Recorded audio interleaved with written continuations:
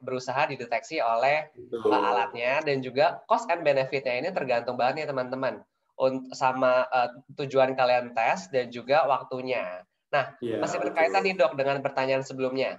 Hingga saat ini, swab test kan masih dianjurkan untuk menjadi syarat perjalanan di sejumlah transportasi umum ya dok.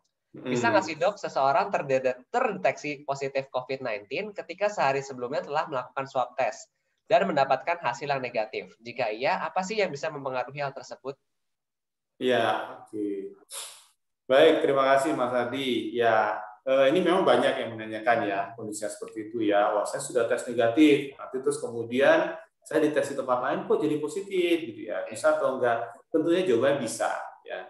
Kenapa? Karena sebetulnya pada hakikatnya pada saat kita melakukan tes, yang kita ambil adalah sampel dari tubuh kita pada saat kita dites. Jadi memang satu waktu ya, dan ini tidak bisa melambangkan proses perjalanan penyakit sebelumnya atau sesudahnya. Tetapi yang kita deteksi adalah pada saat kita diambil sampelnya, bagaimana kondisi kita pada saat itu. Nah, sehingga sangat bisa saja dipengaruhi oleh banyak hal. Yang pertama tentunya dipengaruhi oleh lingkungan, ya, dalam artian bagaimana. Misalnya teman-teman memang pada saat dites negatif, dan memang pada saat itu memang teman-teman negatif, gitu kan ya. Kemudian setelah dites, apakah secara langsung ataupun kemudian keesokan harinya atau bagaimana. Nah, terus kemudian teman-teman terpapar gitu ya oleh dengan virus COVID-19 tadi. Ya dengan demikian tentunya itu akan menjadi positif gitu ya.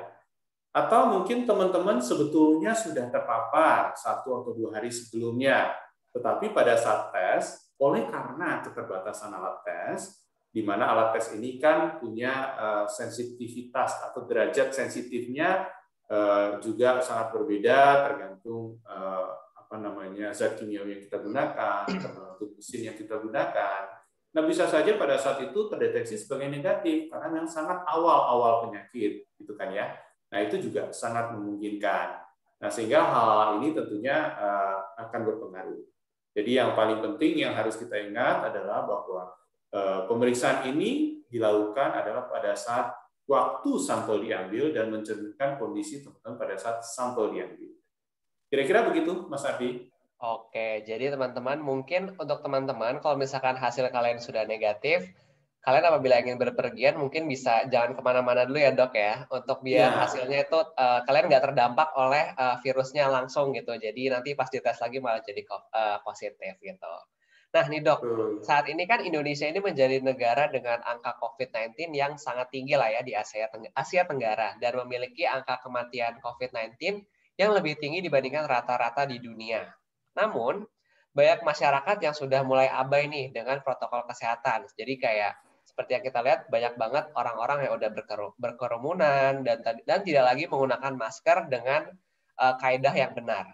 Menurut dokter nih, kenapa sih angka COVID-19 di Indonesia masih tinggi? Ada nggak sih hubungannya dok sama sulitnya beberapa masyarakat dalam mengakses swab test ini? Iya. Ya, terima kasih Mas Ardi. Ya, jadi memang jelas ya. Yang pertama adalah bahwa eh, sangat tergantung pada jangkauan pada alat tes dulu nih, kalau kita mau berbicara.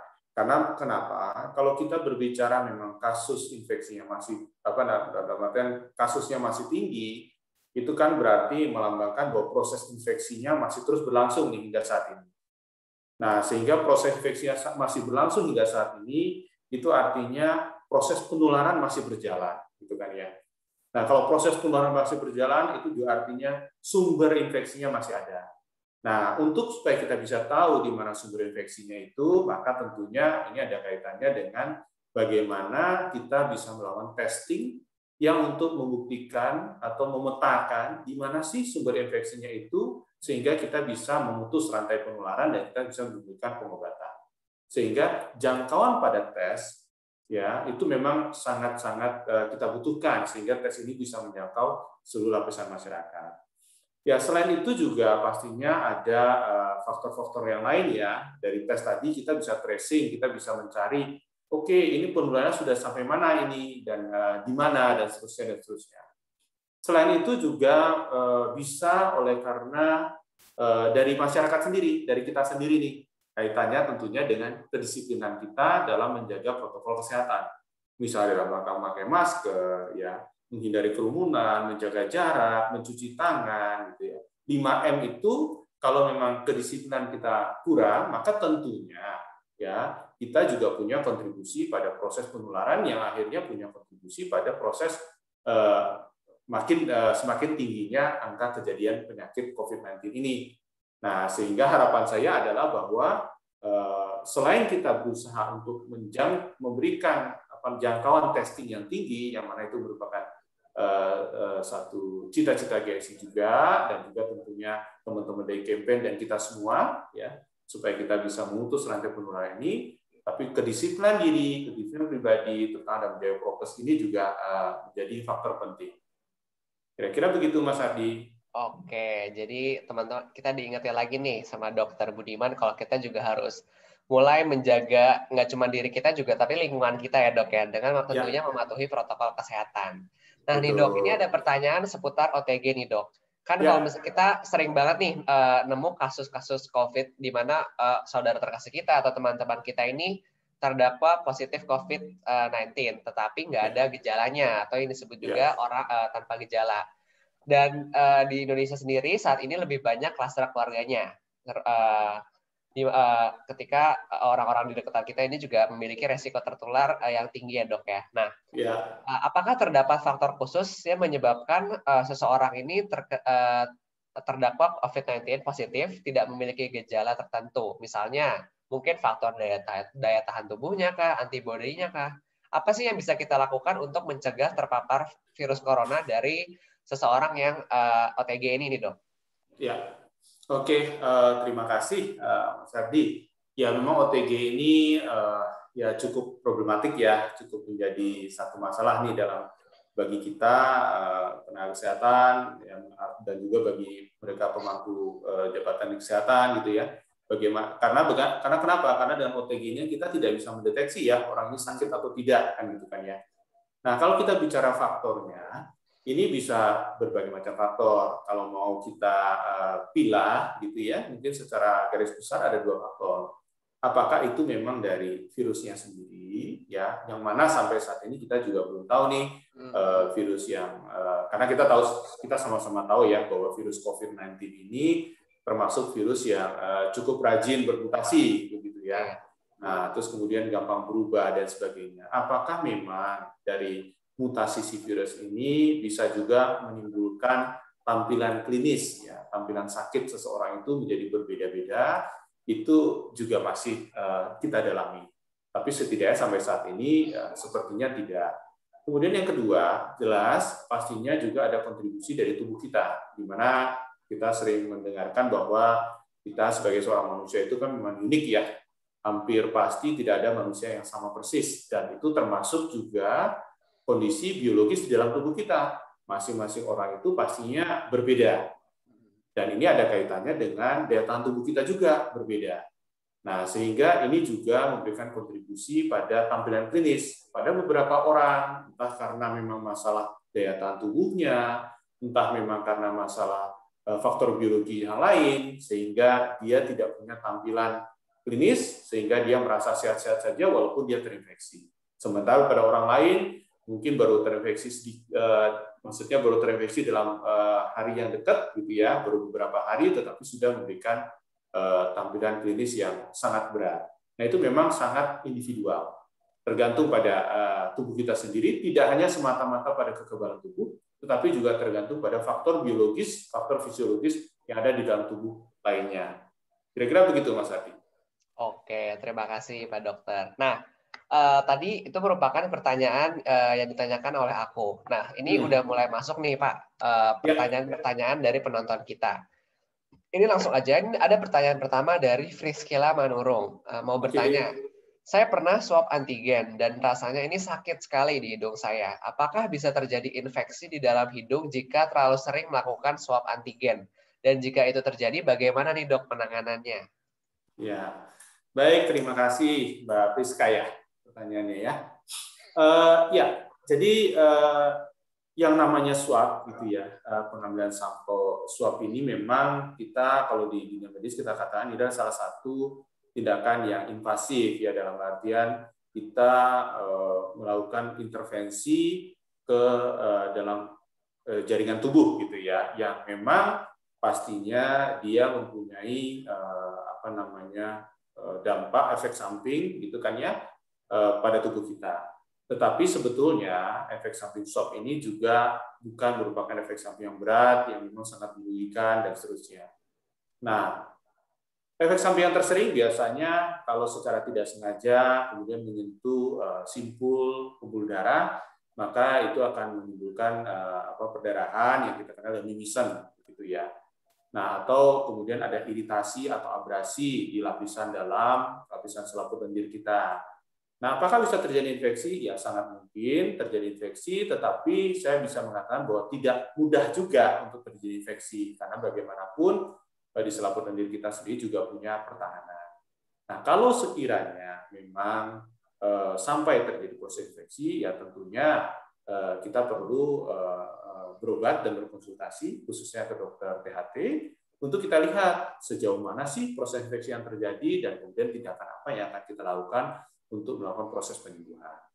Kira-kira begitu ya. Oke, semoga terjawab ya Kak Priscila. Nah, ini ada Terima pertanyaan kasih. menarik nih Pak Dokter dari Rahmah Intan, dan ini aku rasa dekat banget dengan kita sebagai orang Indonesia. Mau bertanya, Dok, banyak yang bilang obat-obatan herbal itu dapat menyembuhkan COVID-19. Apakah itu benar, Dok? Ya, baik, terima kasih ya Kak Rahmah. Pertanyaan bagus ya, dan memang sering ditanyakan ya di mana-mana. Jadi begini Kak Rahmah, terkait dengan obat herbal, ya kita perlu mengakui bahwa obat-obatan tradisional itu pasti punya efek terapi yang sangat baik, gitu, yang sangat bagus, gitu ya. Tetapi yang menjadi permasalahan atau menjadi polemik di bidang medis adalah seberapa terukurnya efek pengobatan yang ditimbulkan dari obat-obatan herbal, begitu ya. Nah, karena kenapa? Karena selama ini obat-obatan herbal, terutama untuk takarannya, begitu ya. Biasanya kalau kita minum obat-obatan herbal kan takarannya 1 genggam, gitu kan ya, atau 1 sendok bubuk dalam bentuk bubuk 1 sendok misalnya. Nah, sehingga seberapa efektif, maksudnya efektivitasnya, seberapa terukurnya, ya ini yang kemudian juga menjadi polemik. Nah, kemudian belum lagi karena ini yang obat-obatan herbal kaitannya dengan ekstrak, begitu ya, dan tentunya di dalamnya banyak kandungan mineral. Nah, seberapa amannya kandungan mineral ini bagi tubuh kita, misalnya setelah masuk terus kemudian akan diproses, detoksifikasi oleh hati, kemudian akan dibuang oleh ginjal.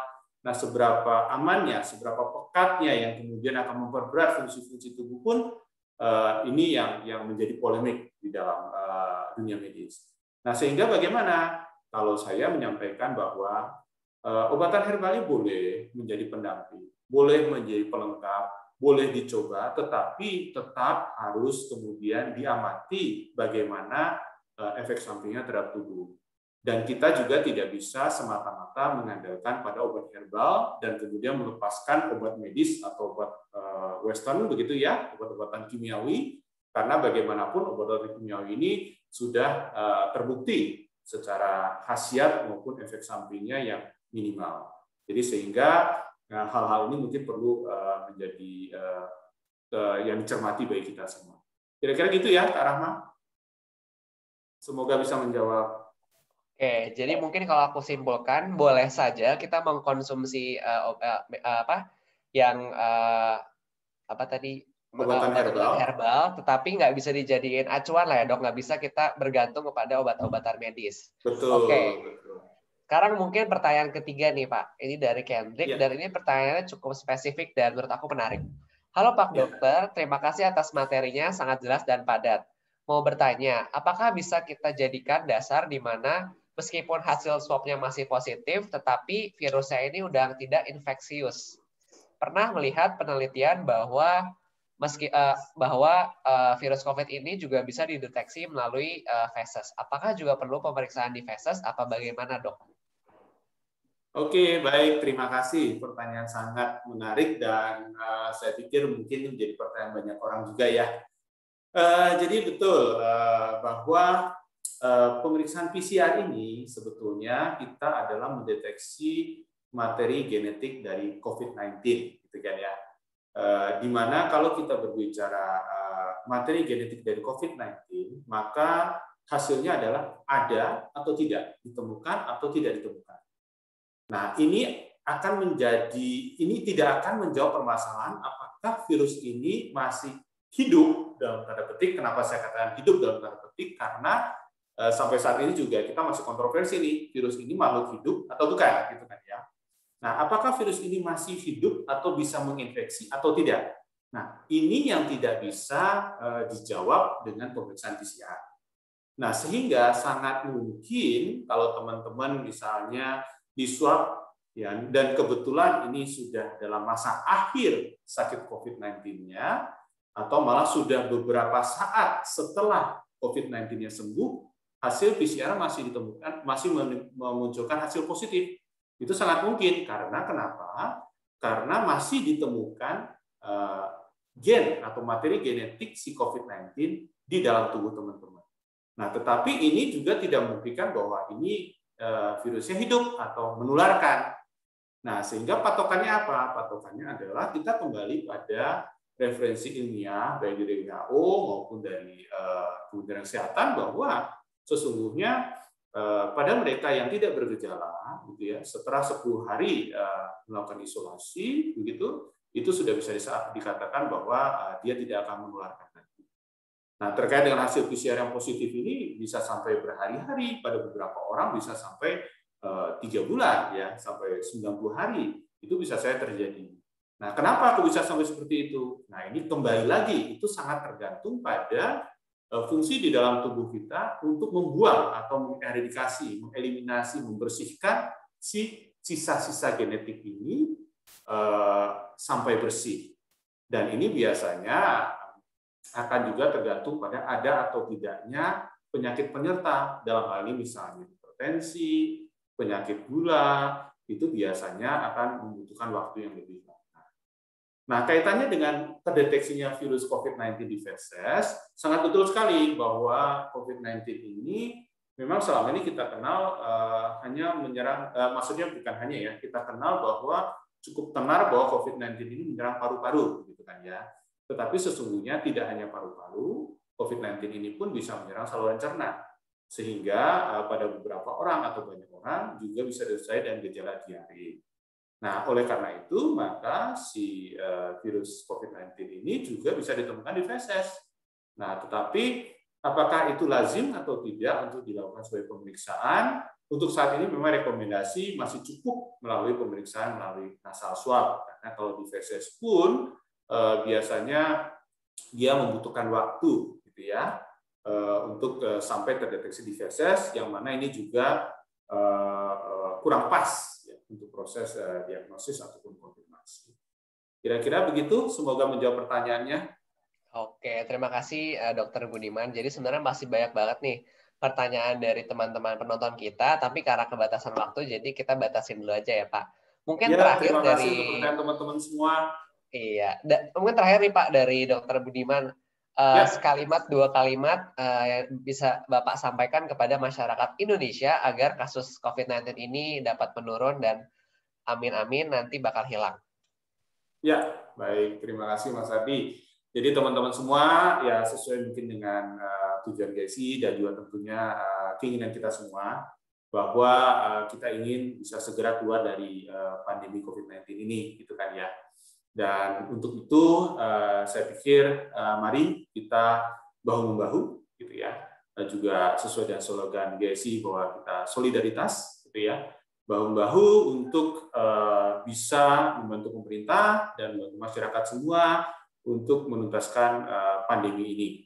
Nah, bagaimana kita cara menangani pandemi? Yang jelas adalah bahwa karena ini merupakan penyakit menular, maka kunci utamanya adalah bagaimana kita bisa memutus rantai penularan. Dan untuk itu, Maka yang perlu kita lakukan adalah yang pertama adalah pahami secara betul sebetulnya apa sih COVID-19 ini, sehingga kalau kita memahami tentunya kita tahu bagaimana proses penularannya dan bagaimana kita mencegahnya. Kemudian yang kedua, karena ini adalah penyakit menular, kita perlu tahu sumber penularannya, maka yuk sama-sama kita upayakan, kita tingkatkan jangkauan pemeriksaan untuk COVID-19 ini, salah satunya tentunya melalui acara campaign ini, sehingga kita bisa saling membantu sesama kita untuk kemudian bisa meningkatkan jangkauan pemeriksaan COVID-19 pada semua orang. Dan kemudian dari diri kita sendiri, ya tentunya ini kontribusi yang paling besar, saya kira kita tingkatkan kedisiplinan kita dalam menjaga protokol kesehatan, dalam melaksanakan protokol kesehatan.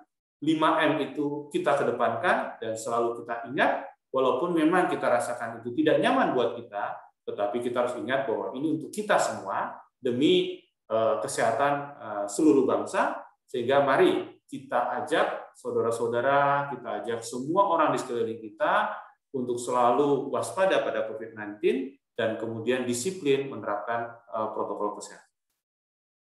Begitu kira-kira Mas Adi, mari kita sama-sama semua demi Indonesia lebih sehat lagi. Betul banget. Tentunya buat kalian semua, kalau misalnya kalian ingin membantu Indonesia dalam menyelesaikan kasus COVID-19 ini, bisa kalian lakukan di rumah dengan mengikuti aksi Solidarity Helping the Nation dengan GSLF di aplikasi Campaign for Change.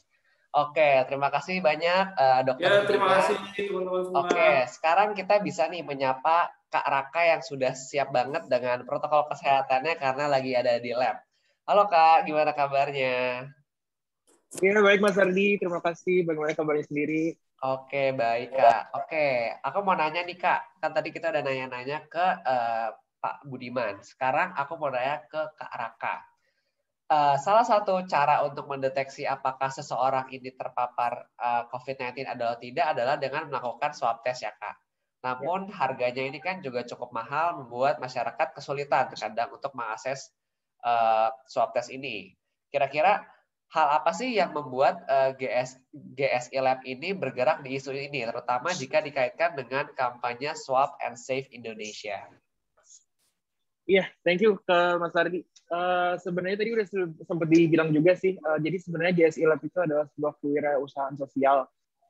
Dan kami melihat bahwa ada kebutuhan bagi masyarakat untuk menjangkau tes diagnostik untuk COVID sendiri ini, terlebih lagi tadi karena dibilang harganya juga lumayan mahal ya.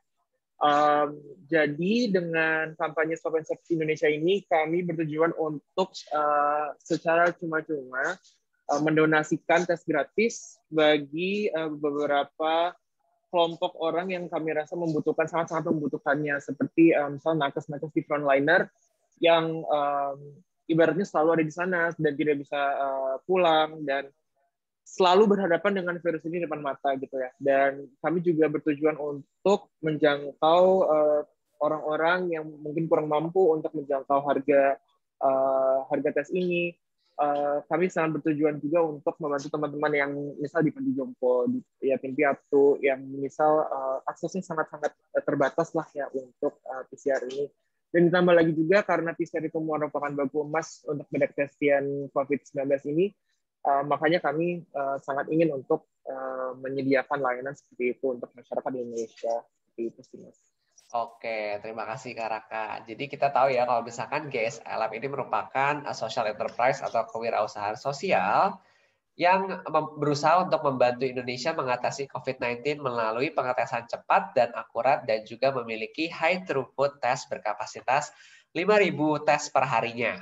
Nah, Kak Raka, berkaitan dengan hal tersebut, gimana sih cara kerja di GSI Lab serta gimana prosesnya yang harus dilalui oleh masyarakat jika ingin melakukan swab test di GSI Lab? Nah, oke. Untuk proses gimana sih cara biar masyarakat mau bisa tes di sini, sebenarnya sangat gampang banget, Mas Ardi. Untuk teman-teman yang ingin swab di GSI, selalu bisa akses website kita di gsilab.id.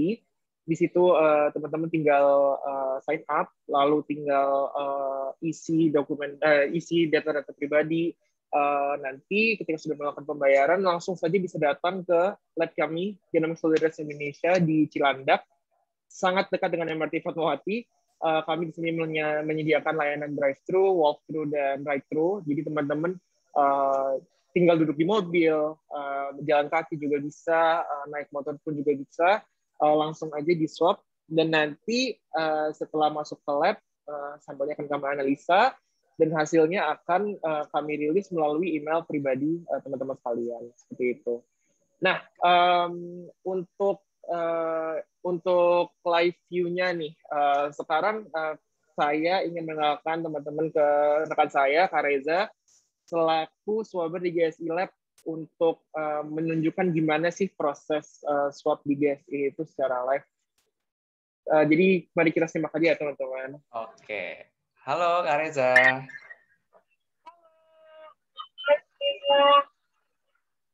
Oke, ini Kak Reza ini sudah ada di posisi ya Kak ya. Mungkin langsung. Oke, kita ini bakal ngeliat gimana sih pelayanan swab test di GSI Lab. Jadi buat teman-teman di sini bisa tahu kalau misalkan kalian ingin swab test ke GSI Lab ini, kita akan melihat live tour lab GSI Lab ini yang akan dipandu oleh Kak Reza.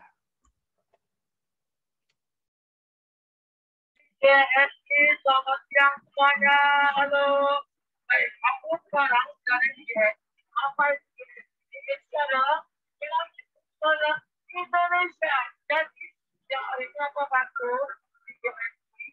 Jadi, nanti kalian lihat aku tuh keliling GSI. Jangan jauh-jauh dari Anda. Oke, baik. GSI ini berada di daerah Jakarta Selatan, yaitu daerah RA Kartini, lebih tepatnya di nomor 34 dan akses penanggulangan. Kenapa? Karena aksesnya bisa menggunakan transport umum, jadi dekat sekali dengan MRT Fatmawati. Ya, oke. Jadi cukup jelas ya. Jadi di sini aku mudah banget, jadi bisa drive-thru dan mobil. Langsung aja kita ke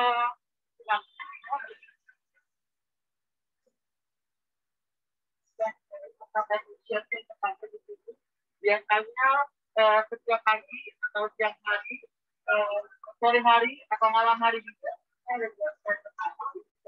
pertama biasanya digunakan atau difungsikan untuk yang atau jalan. Kalau yang kedua biasanya untuk yang mobil. Oke, langsung aja. Ada namanya untuk live setiap harinya dari jam pagi ya, setengah 8 sampai jam 9 waktu Indonesia Barat. Oke, langsung aja kita jalan langsung ke bantu kita. Oke, jadi nanti di sini akan dibantu oleh tim kita, admission ya. Jadi ada 2 orang. Pertama ada admission, dan kedua ada asisten admission kita. Nanti di sini pasien tidak perlu menunjukkan atau melihatkan secara fisik KTP-nya, tapi hanya menempelkan saja. Bapak, selamat siang. Baik, jadi hanya menempelkan saja di dashboard. Jadi contohnya, jadi di GSI kita mengecilkan atau mengulangkan untuk kontak dengan pasien kecuali saat tindakan ya. Jadi nanti tim GSI atau admission-nya ya, hasil admission-nya akan melihat sama, akan dilihat ke sistem, baru ntar di print, langsung nanti dari kita boleh dibantu untuk admission-nya, langsung aja akan difotokan oleh tim admission kita ya, kita nanti di sistem untuk kita. Kalau ternyata pasien yang hari ini akan di-print, bantuannya langsung dimasukkan ke dalam body bag-nya. Jadi kita meminimalkan untuk kontak dengan pasien ya. Berarti akan ditaruh di atas dashboard. Jadi pasien tidak boleh buka kaca ya. Jadi langsung aja ke jalan drive-thru. Oke, mari kita ikutin. Jadi itu kita buka dari jam 7:30 sampai jam 9:30 waktu Indonesia Barat. Khusus Ramadan ya.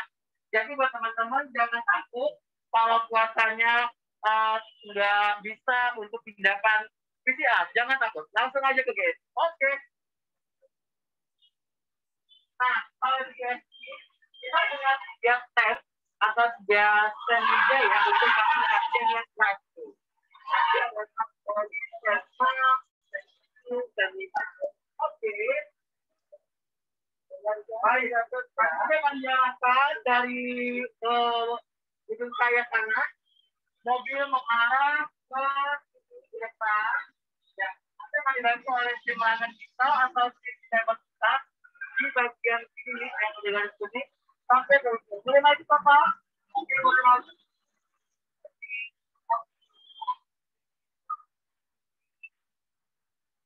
Oleh tim cyber kita diambil tasnya, tas kecilnya. Ya, silakan diambil boleh. Tas kecilnya silakan. Oke. Nah, di sini kalau setiap harinya atau setiap pengambilan sampelnya kita selalu berganti atau berganti handphone. Kenapa? Karena GS itu punya standar yang one patient one glove. Jadi setiap pasien harus ganti handphone yang possible. Oke, diganti satu pasien satu handphone. Oke, nanti kembali si pasien itu sudah dapat barcode-nya ditempelkan ke tabungnya ya. Oke.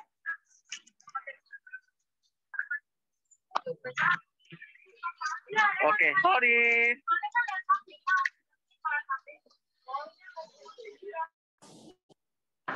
Baik, jadi drivernya akan ke pasiennya. Sebelum tindakan, biasanya drivernya akan menanyakan verifikasi ya, nama dan akhirnya sudah benar. Dia akan salam cuaca supaya pas, supaya kesenangan dari si pasien kita selalu hargai. Akhirnya jika negatif, ya enggak? Oke, langsung aja kita lihat. Pasiennya di sebelah sana. Oke, kita ke sana. Baik. Ya, jadi kalau di GSI, kalau sebelum akan dibuka kaca mobilnya ya. Benar-benar mau tindakan baru dibuka kacanya. Boleh dilihatkan ke cyber kita. Ya, itu akan dibantu ya.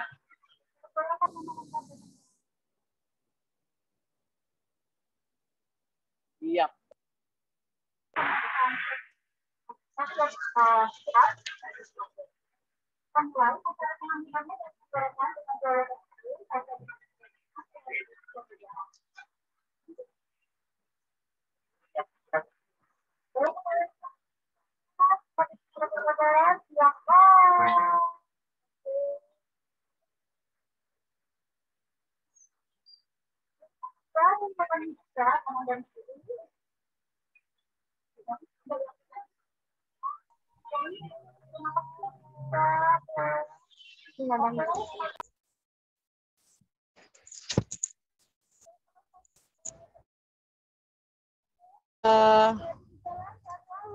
Terima kasih Ibu, sehat selalu.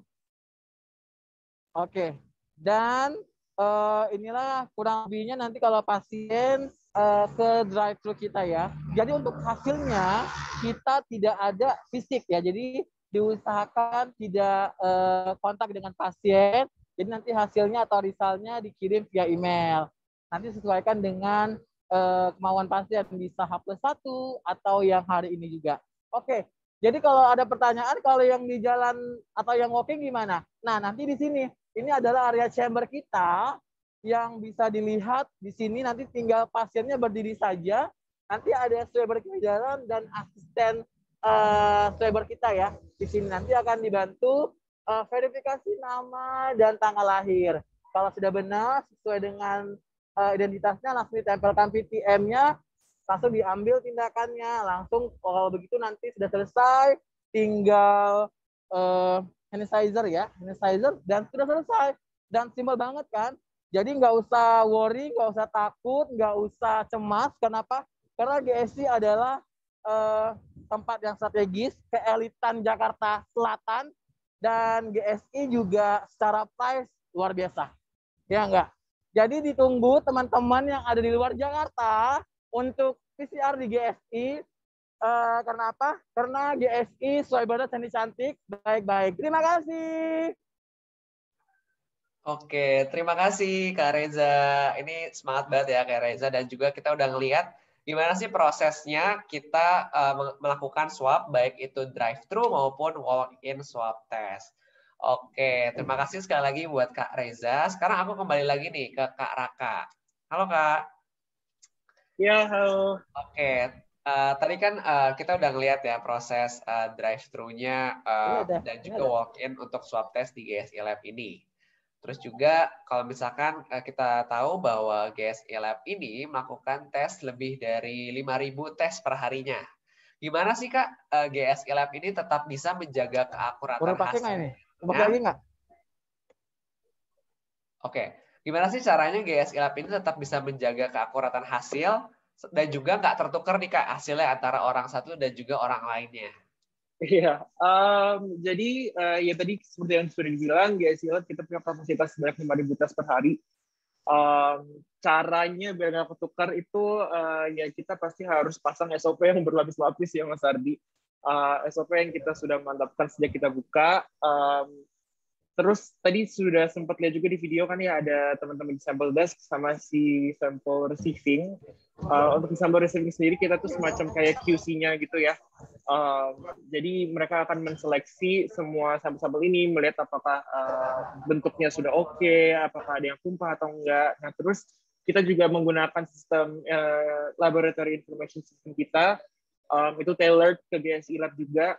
Kita di situ bisa mengakses semua data-data pasien kami, dan setiap tube juga ada proses-proses di mana kita itu ada witness-nya gitu sih Mas Ardi. Jadi selalu nggak akan hanya satu orang aja yang ngelihat. Jadi maksudnya memperbanyak saksi aja lah kalau misalnya ternyata pekerjaan yang kita lakukan itu sudah benar gitu ya. Nanti pun masuk ke lab juga kita masih dengan sistem yang sama, kita akan memakai sistem itu untuk mengenerate hasil PCR-nya itu sendiri. Jadi nanti setiap reaksi PCR itu akan pasti milik satu orang. Di mana nanti pada akhirnya teman-teman kita di reporting dan teman-teman di result control, kita akan selalu memastikan bahwa hasil yang benar itu sudah di tangan orang yang tepat. Seperti itu sih. Jadi ya tadi melalui SOP yang berlapis-lapis itu tadi, Mas. Oke, terima kasih Kak Raka. Ini ada pertanyaan juga nih Kak. Gimana sih Kak suka dan duka selama bekerja di lab pemeriksaan COVID-19? Apalagi sekarang kan kita lagi masa pandemi ya Kak. Kira-kira apa sih keluh kesahnya selama bekerja di lab? Kita mulai dari sukanya dulu aja kali ya Mas ya. Kalau misal sukanya sih kami di sini semuanya sangat-sangat suka melayani masyarakat Indonesia ya. Terutama untuk memberikan kepastian nih kan pasti kalau misalnya bisnis swab kita selalu deg-degan ya hasilnya seperti apa sih, kita positif amit-amit positif apakah negatif gitu ya. Nah kita senang banget memberikan kepastian seperti itu, dan kita juga diberikan kesempatan untuk memakai skill-skill kita yang kalau misalnya memang sebelum pandemi ini kita nggak terlalu banyak lah ya ibaratnya lowongan kerja bagi kami ini. Jadi dengan pandemi ini dan dengan bekerja di GSI Lab juga kami bisa menggunakan skill-skill kami itu. Dan untuk kesenangan-kesenangan kecilnya sih seperti, jadi kami ini di sini tinggalnya bersama, jadi seru aja gitu ya tinggalnya bareng-bareng. Terus kalau misalnya emang lapar kita tinggal order makanan tuh bareng-bareng gitu, kayak senang-senang kecil seperti itulah sebenarnya. Terus ditambah lagi kita nggak usah mikir tiap hari itu mau pakai baju apa, karena kita pasti pakai scrub yang lumayan enak, yang comfy, bahannya seperti piyama, jadi lumayan oke lah ya. Kalau misalnya untuk dukanya sendiri, yang paling pasti adalah yaitu harus pakai APD berjam-jam itu, nggak bisa makan, nggak bisa minum, nggak bisa kamar mandi, dan juga harus jauh dari keluarga, terutama teman-teman yang keluarganya di luar Jakarta, dan itu lumayan jauh dan nggak banyak kesempatan untuk bisa ketemu mereka juga. Terus ada duka-duka lain itu seperti kalau misalnya kita ngelihat orang-orang datang ke sini itu cuma buat liburan gitu ya. Jadi kita ngerjain sampel mereka sedangkan mereka bisa liburan, terus nanti pas udah pulang mereka swab lagi dan ternyata amit-amit positif. Nah itu kan membuat sedih gitu, membuat duka. Soalnya ya nyebelin aja gitu, kayak mereka udah bisa liburan dan kita tetap di sini. Tapi ya kita ikhlas aja gitu sih sebenarnya. Terus dukanya lagi adalah ketika kita ngeliat orang-orang ini masih nggak patuh sama prokes sebenarnya. lumayan sedih sih, soalnya banyak banget orang-orang nakes-nakes lain yang kita tuh harus tahu patuh sama prokes. Kita juga mengerti kepentingan prokes itu seperti apa. Dan lumayan sedih juga masyarakat Indonesia kebanyakan mulai ada yang nggak pakai masker lah, ada yang mulai kemana-mana bergerumun lah, gitu-gitu sih. Kalau misalnya suka dukanya sepertinya itu yang kepikiran ya, Mas Ardi. Oke, mungkin terakhir nih Kak, apa sih momen tersulit nih yang dihadapi oleh Kak Raka atau mungkin Kak Raka dan rekan-rekan dalam situasi dalam lab ataupun mungkin di lapangan? Ada nggak sih Kak? Momen tersulit yang kepikiran cuman kalau misalnya kita perlu lembur sih, Mas Ardi. Kalau misalnya perlu lembur itu terus ngerjain sampelnya yang bertubi-tubi, yang nggak selesai, itu pasti akan melelahkan lah ya. Ditambah lagi kalau misalnya kita udah lembur kayak gitu kan juga besok harinya kita juga mesti akan harus bekerja lagi, dan mungkin kayak momen tersulitnya sepertinya buat saya dan rekan-rekan adalah membiasakan diri ke pace kerja yang seperti itu, terutama teman-teman yang nggak pernah menjadi nakes, terus harus setiap hari nih ketemu dengan sampel ini juga. Jadi itu sih mungkin ya momen tersulitnya buat kami.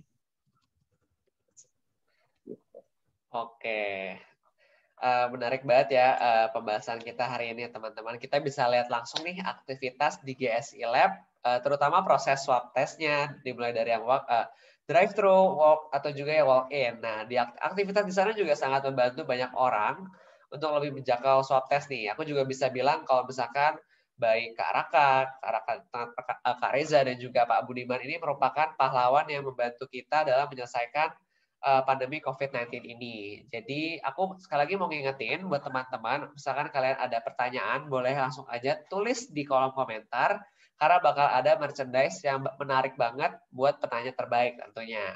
Aku juga mau ngingetin ya teman-teman, jadi nggak cuma Kak Raka, Kak Reza, dan juga Pak Budiman aja yang membantu menyelesaikan COVID-19 ini, kita teman-teman semua juga bisa nih membantunya dengan mengambil aksi dan menyelesaikannya dengan cara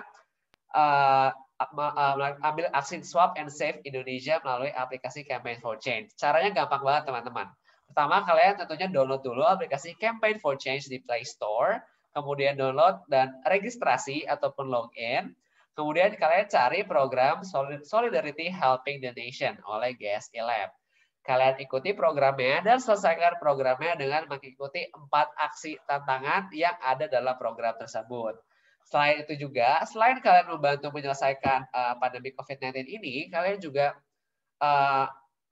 berdonasi nih untuk membantu GSI Lab dalam menyelesaikan pandemi ini. Selain itu juga, bakal ada voucher swab test gratis yang diberikan oleh GSI Lab kepada 3 changemaker yang menyelesaikan aksinya dengan benar. Dan juga ada beberapa merchandise menarik lainnya. Kalian juga bisa langsung aja hubungin kunjungi website www.gsilab.id untuk tahu lebih lengkapnya nih detailnya seperti apa. Atau kalian juga bisa langsung ke website campaign.com melalui campaign.com/swab-and-save-Indonesia. Oke, mungkin bagi teman-teman yang masih bingung atau lupa caranya gimana, ini kita nonton sekali lagi video cara ambil aksi Swab and Save Indonesia melalui aplikasi Campaign for Change. Ayo kita simak di video berikut ini.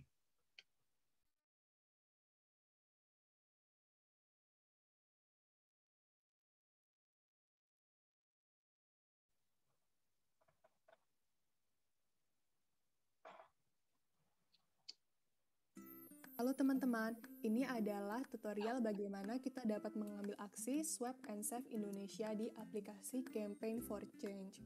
Pertama-tama, teman-teman harus mendownload aplikasi Campaign for Change terlebih dahulu di Play Store maupun Apple Store. Setelah mendownload, teman-teman diharuskan registrasi kemudian login.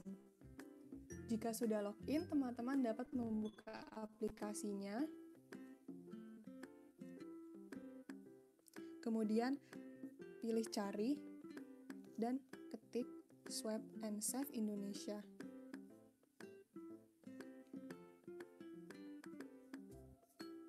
Pilih Swab and Save Indonesia, kemudian scroll ke bawah. Dan di sini terdapat challenge Solidarity Helping the Nation. Teman-teman pilih challenge itu.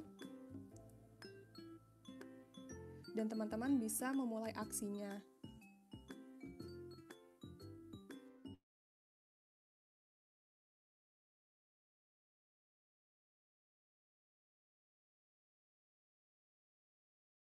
Pilih challenge dan kita tulis solidarity, helping the nation. Kita pilih yang solidarity helping the nation. Dari situ teman-teman akan langsung masuk ke page challenge-nya dan teman-teman dapat memulai aksi juga. Selamat mencoba! Oke, jadi berikut video gimana sih cara ambil aksi Save and Swipe Indonesia melalui aplikasi Campaign for Change. Oke, ini yang ditunggu-tunggu nih dari tadi. Seperti yang aku bilang, kalau misalkan nanti di akhir acara bakal ada pengumuman bagi 3 penanya terbaik dan mendapatkan masker GSI Lab Edition. Siapa sih pemenangnya? Pemenangnya jatuh kepada drum roll.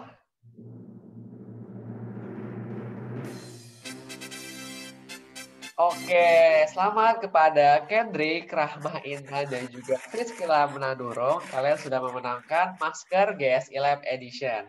Kepada para pemenang yang mendapatkan masker GSI Lab Edition ini, jangan lupa untuk chat akun @campaignCommunity dengan format nama lengkap kalian, _ nomor HP, _ alamat pengiriman hadiah untuk klaim hadiahnya tentunya. Oke, selamat sekali lagi kepada para pemenang. Oke, kita sudah ada di penghujung acara, maka berakhirlah acara kita hari ini. Sekali lagi aku mengucapkan terima kasih yang sebesar-besarnya kepada narasumber kita yang keren dan juga menjadi pejuang untuk menyelesaikan pandemi COVID-19 ini, kepada Dr. Budiman selaku Lab and Scientific Director dari GSI Lab. Kemudian juga kita ada swiper kita nih, ada Kak Raka. Dan juga kepada rekan-rekan GSI Lab yang lainnya tentunya yang tadi sudah membantu proses live tour-nya, Kak Reza, Kak Keija, dan semuanya. Kami juga mengucapkan nih terima kasih yang sebesar-besarnya kepada sponsor yang sudah mendukung berjalannya aksi dan acara ini, yaitu ada Alpha GWC Ventures, Bayu Buana Travel Services, Sensitive, City Vision, dan juga Tororo.com. Saya ucapkan mohon maaf jika ada kesalahan kata yang saya ucapkan dan mungkin kurang pas selama acara ini berlangsung. Saya Ardi, beserta tim yang bertugas, kami pamit undur diri. Sampai jumpa di lain kesempatan ya teman-teman. Sampai jumpa dan stay safe, stay healthy, dan jaga kesehatan kalian semua. Sampai jumpa. Dadah.